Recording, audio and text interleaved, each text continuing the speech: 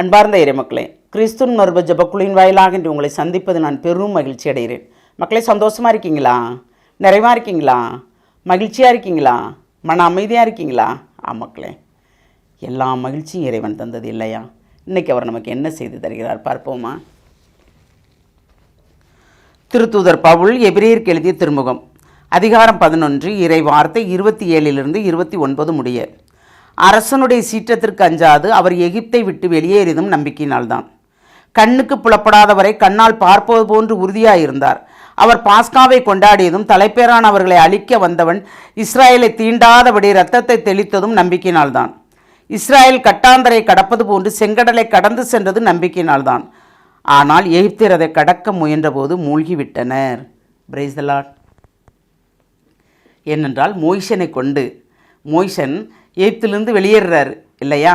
அப்படி வெளியேறும்போது தான் அவருடைய மக்களோடு சேர்கிறார். இறைவனோட மக்களை சேர்ந்து மோய்சனை தலைவராக தேர்ந்தெடுத்து இறைவன் அவருடைய மக்களை அங்கிருந்து மீட்டெடுக்க வருகிறார் இல்லையா? அப்படி வரும்போது தான் ஒரு பாஸ்காவை கொண்டாடும்படி செய்கிறார். தலைப்பேரான ஆண்கள் அனைவரையும் எகிப்தில் உள்ளவர்களை கொள்ளுகிறார். ஆனால் நம் மக்களுக்கோ எதுவுமே தீங்கு இல்லாதவாறு அழைத்து வருகிறார். பாருங்கள், எல்லா பக்கமும் பாவங்கள் பெருகும்போது, நாம் அடிமைகளாக இருக்கும்போது, இறைவனை நோக்கி அழும்போது, அந்த கூக்குரல் கேட்டவுடன் இறைவன் நமக்கு விடுதலைக்காக கொடுப்பதற்காக ஒருவரை அனுப்புகிறார் இல்லையா? அரசர்களோ ஆட்சியாளர்களோ யாராக இருக்கட்டுங்க, ஆடுற வரைக்கும் ஆடட்டும். ஆனால் இறைவன் ஒருத்தர் இருக்கார்ல, இருக்காரா இல்லையா? இருக்காருங்க. அவர் நமக்காக வருவார், வழக்காட வருவார். எது நடந்தாலும் நமக்கு என்னங்க வேணும்? நம்ம சொத்து வேண்டாம், சுகமும் வேண்டாம், இறைவனோடு வழி நடப்போம். அவர் சொன்னார்ல, ஏசு என்ன சொன்னார்? காலில் செருப்பு இல்லாமல் கூட போங்க நற்செய்தி சொல்லுன்னு சொன்னார். இப்போ காலில் செருப்பு இல்லாமல் அங்கே போகிறோம் நம்ம? சொல்லுங்கள், காலில் செருப்பு இல்லாமல் போகிறோமா நற்செய்தி சொல்கிறதுக்கு? இல்லையே. நமக்கு எது எது தேவையோ அதெல்லாம் எடுத்துகிட்டு தானே போகிறோம். அப்படி தானே? எது வேணும் எது வேண்டாங்கிறது இறைவனுக்கு தெரியும். அதை கொண்டே அவர் நம்மளை நிறைவுபடுத்துவார் இல்லையா? அதனால தான் பாஸ்காவை கொண்டாடியதும் தலைப்பேரானவர்களை அழிக்க வந்தவன் இஸ்ராயலை தீண்டாதபடி இரத்தத்தை தெளித்ததும் நம்பிக்கையால் தான். நம்மளை தீண்ட வர்றவங்க எல்லாரையுமே, நமக்கு எதிராக வர்ற அனைத்தையுமே இறைவன் பார்த்து கொள்வார். இஸ்ராயல் கட்டாந்தரை கடப்பது போன்று செங்கலை கடந்து சென்றது நம்பிக்கையால் தான். ஆனால் எகிப்தியரால் அதை கடக்க முடியவில்லை.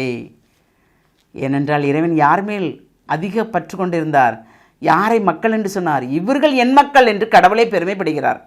அந்த பெருமைப்படும் அளவுக்கு நாம் இறைவனோடு இணைந்திருக்கிறோம். அந்த இணைந்திருப்பு எல்லாமே நிறைவாக இருக்கிறது. அப்போ இறைவன் நம்மளை நிறைவாக நேசிக்கிறார். அந்த நேசிப்பு ஒரு நாளும் வெறுமையாகாது என்று நாம் நினைத்தோம் என்றால் எல்லாமே நாம் இறைவனிடமிருந்து பெற்றுக்கொள்கிறோம். அப்போ நம்ம யாரை நம்பணும்? இறைவனை நம்பணும். அந்த நம்பிக்கை தான் நமக்கு வாழ்வாதாரம் இல்லையா? அந்த வாழ்வாதாரத்தை கேட்போமா? வாழும் வள்ளலே இறைவா, படைத்தவர் நீர், பரம்பொருளே, எங்களுக்கு எதது தேவை என்பது உமக்கு தெரியும் ஆண்டவரே. நாங்கள் நம்பிக்கையோடு உம்மோடு இணைந்து நடக்க வேண்டும். அந்த இணைந்து நடப்பதுதான் எங்களுக்கு நிறைவு என்று நாங்கள் விசுவசிக்கிறோம், நம்புகிறோம். அந்த நம்பிக்கையில் தான் எங்களை முழுமையாக உம்முடைய இரக்கத்தில் ஒப்புக் கொடுக்கிறோம். ஆமாண்டவரே, எல்லாம் வல்லவரே, யாராருக்கு என்னென்ன தேவை என்பது உமக்கு தெரியும் ஆண்டவரே.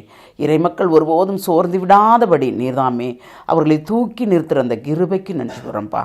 எல்லாம் வல்லவரே, இதுகால் வரைக்கும் எங்களை பாதுகாத்தீர், இன்னும் பாதுகாப்பீர் என்ற அந்த நம்பிக்கையில் எங்களை முழுமையாக உம்முடைய இரக்கத்தில் ஒப்புக் கொடுக்கிறோம். ஜெபங்கேக்கும் நல்ல பிதாவே. ஆமேன், ஆமேன், ஆமேன்.